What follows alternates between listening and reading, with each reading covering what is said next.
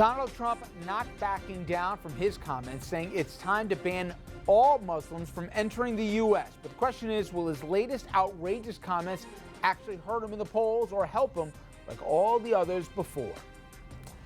Then President Obama getting blasted for his approach to ISIS. Critics, they want boots on the ground, but the administration firmly against that. Top military analysts here to hash it all out. Also, the Dean Skelos corruption trial, it's coming to a merciful end. We have got live latest reaction from Lower Manhattan with our good friend Dominic. And a good evening to you and welcome to RFL. I'm Richard French. Now, just when you thought that Trump couldn't get any more out there, he gets even more extreme. And he calls for something like this. A total and complete shutdown of Muslims entering the United States until our country's representatives can figure out what the hell is going on. Now, Trump's rivals for the GOP nomination pounded on the Donald's comments like they always seem to do. But House Speaker Paul Ryan, who rarely comments on the presidential race, even he piled on. What was proposed yesterday is not what this party stands for, and more importantly, it's not what this country stands for. Dick Cheney even echoing those sentiments. Now, the Philadelphia Daily News, they went about 10 steps further than even the Speaker of the House. Its front page compared Trump to Hitler, calling him the new Fuhrer. So my question for the panel is, will this finally hurt Trump in the polls? Well, Jeannie Zanos, a professor of political science at Iona College and a professor of campaign management, at NYU. Michael Tobin, he's an independent political consultant. Mike Lyons, a military analyst and retired captain of the U.S. Army serving in Iraq. And Andrew Whitman, our senior political correspondent. Okay, I mean, let's get the practical part out of the way, Jeannie. First of all, how do you know someone's religion just by looking them? It's not like something that's right there on your passport.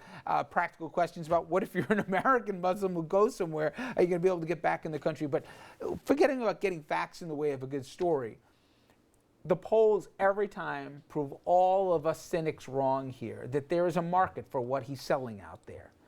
Does this finally, I mean, with a lot of voices saying he's nuts here, does this finally have traction to say he's gone too far or no? I don't think so. You know, unfortunately, really? I don't think so. I think with his core supporters, this is something that we've seen when he said it last night and continuing today has resonated. It's not going to attract him much new support, but I do think he'll maintain where he is, maybe even go up for a few points. But the bottom line is he cannot get the nomination of the Republican Party because the Republican Party is not going to allow that. And so that is the big question here. Tell the truth. Would you have said the same thing a month ago, that they'll find a way to put this guy down before the end of the year? Yes. Well, they're not before the end of the year. No. They could go to a brokered convention. But as you heard from Paul Ryan, and I think we have to give Paul Ryan and everybody else who has come out on this, because they haven't been coming out that strongly against Donald Trump. But this is so out there, Gene. It is beyond the pale. It is obviously, it doesn't work. It's impractical. It's unconstitutional. It's illegal. It's everything ugly you can think of. It's discriminatory. That's never stopped Donald Trump. But the fact is that the Republican Party, he could keep plowing through these caucuses and not in primaries, and he could get enough delegates to go to the convention, but the party is going to stop him at some point. Whether that's at the convention or before, we don't know. But just back to your question, I don't think this is going to hurt him much in the polls right now. He's doing this for a reason, because there is a sentiment out there, a group of people out there to whom this kind of appeal works.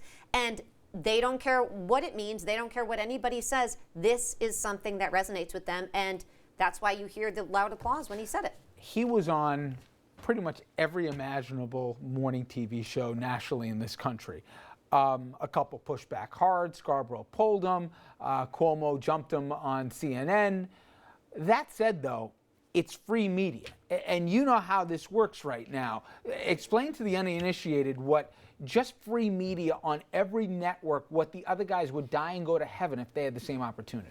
Well, you just explained it. You're outlandish. And let's remember, it's not moderation that got Trump to this point. So I don't believe this hurts him in the polls. You say something outlandish and it dominates the news cycle, and it's what people are talking about. And then he talked over the hosts on Morning Joe, and they said, you keep doing this, we're going to commercial. He kept doing it, they went to commercial. Now that's a story. So we're having stories about the stories about the stories. And it is a level of rhetoric that I think it really is. And I on Twitter and talking about coming on the show this evening, I said we're going to be talking about Trump giving speeches in German beer halls in 1930. This is beyond base voters. But when you have the party leadership and you have the fourth estate, the media piling on, it actually gets him more support. And to my mind, and I know it wasn't the question, but I am astounded that we're still talking about Donald Trump. This is a guy who was building in New York City with government assistance. And this is like I won't say what it really is because we're on live TV, but it's a capstone to a solipsistic, self-absorbed, egotistical career. The guy was doing made-for-TV movies with Valerie Bertinelli, talking about the problems of gambling and suburban housewives. It's insane that we're still talking about this. But Andrew, it's more than just a reality TV show. There's a danger to this politically, and then I'll go to even on a practical level. On a political level, the party can condemn it all it wants, but at the end of the day, this is what they're talking about today, where they believe the line should be or shouldn't be in terms of Muslims in this country, okay? So they went from what I thought was a feckless or a weak address by the president to now having to defend that they're not Donald Trump, they're on the stump. This is going to hurt the Republican Party in ways that we're not sure yet in December, but they're having to play the game, in effect, on the Democrats' terms, all because of Donald Trump, on every issue. Do they want to build a wall? Do they think that all Muslims, are evil? I mean, I can go up and down the line here. This is self-inflicted, and I don't know how you quantify it. I don't think you can yet. But at a certain point, this isn't what they want to be talking about. Yes and no. Look, first of all, they don't want to have to talk about the issues that Trump is responding or that Trump is bringing up, but those are the voters who are going to be in the Republican base anyway. If you're riled up about immigration, if you're riled up about ISIS, if you're riled up about international security, you're probably leaning Republican, and that does present an opportunity to put the issue in front of voters and sway some voters to your side. Yes, there is a danger that Trump is the new Todd Aiken, and he goes so far that the entire party gets painted with the extremist positions that Trump's taken. But let me make a point. You can tell me what you think I'm wrong. Themselves. To me, they're being forced to make a distinction with him. And it can't just be he goes too far. Okay, well, if that's the case, it's easy to criticize if the president says, ISIS and doesn't really say anything about what we're going to do different. But if he says, I want to round them up, I want to carpet bomb them all. Well, if you think he's gone too far, where is your line? Define your policy. They don't want to have to do that.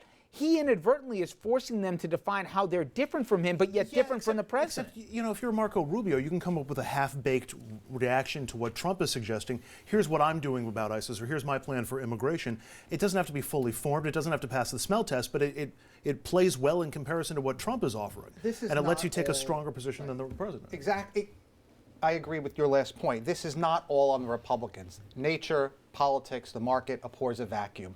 The Democratic Party and President Obama have created a vacuum by being too nuanced and parsing too much, and now he's not going to go out and say what Trump or Cruz or Rubio would say. However, he didn't say anything. Yeah. And what he said was so mealy-mouthed and so, something of nothing. I'm with you. So it's actually the president that helped create this. So it's not entirely on the Republicans. But I agree the Democrats have created a vacuum. I think also the Republicans own some of this. They have created a vacuum as well that they have allowed Trump to fill. And that is something that is on the onus of the Republican Party. Those voters aren't going to go to the Democrats, even if they were saying things that were strong and forceful. And by the way, if you look at immigration stuff, look how he dictated the terms of that debate and how they all came around his end. Finally, Mike, you hate to think that Donald Trump has any relevance here in terms of but at the very time, whatever you think of the president, he was right about one thing. You got to co-opt some in the Muslim community to speak out against their own here if there's any sense of being radicalization here. That the messaging is going around globally that we want to basically kick out anybody from a faith that we don't agree with, that they're not allowed in their country, can't help intelligence matters out right now, because we say everyone makes a distinction. They don't all make the distinction. Sometimes they think Donald Trump speaks for America. This isn't healthy. No, I mean, obviously, messaging has got so many faucets in this perspective. Think about Donald Trump interrupting Obama in what's probably been the worst week of his presidency, given that Oval Office presentation he made the other day, and the fact that we should be talking about that and what we should be doing with ISIS and from a strategic perspective. Instead, we're talking about this. Now, I'm still of the ilk ilk, that we can't keep throwing that our enemy, gains by this and they recruit more. At some point, it becomes noise to everybody, noise on this side and noise on that side. But very clearly, he violated that rule from Napoleon that says when your opponent is making a mistake, don't interfere. Absolutely. And speaking of ISIS, so we're going to be talking about more on them here and policies both militarily and then as a country, where we see our role going forward, whether we are or not the policeman of the world. All right, want to get you involved in our debate tonight. So head over to Facebook and Twitter and sound off on today's questions. The first one that I asked Jeannie: has Trump finally gone too far with his comments about banning Muslims from entering the U.S.? Will it finally hurt him in the polls? Fascinating what your answers will be. All right, coming up next. Should the U.S. send ground troops into Syria to fight ISIS, or will bombing eventually work here? We're going to ask Mike and the table that after this.